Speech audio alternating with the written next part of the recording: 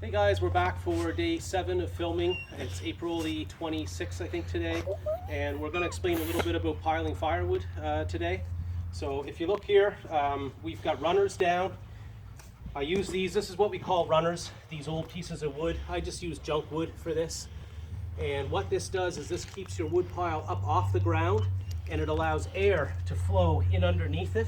Because when you're piling your wood, if you want to season it properly, you need air to flow all around your pile. So here's what we started with.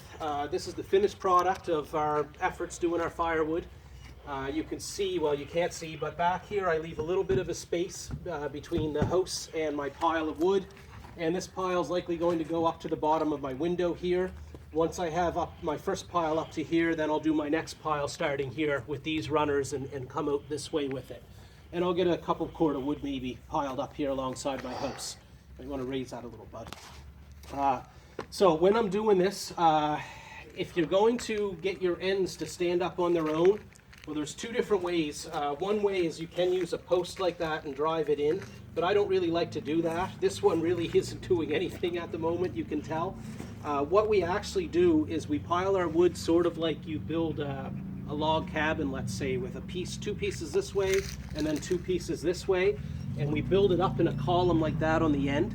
So I know I mentioned on one other video that we need to have a certain amount of wood to split in order to do this. So each spring, or whenever we get into piling, we have to split or take a few of these larger diameter pieces and split them, like so. And I'll just do another one just to show you what we're going to do with the wood pile.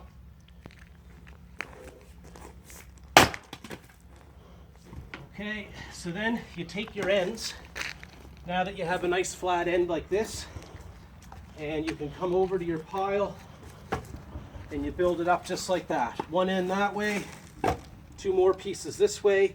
Now this one's a little bit higher than this one, so we've got to find something to match sort of the diameter there. I'll come back over and grab another one. There, that's a little better. And then as we build our ends up, we then just take our little pieces and pile them up to this height, and then we have to keep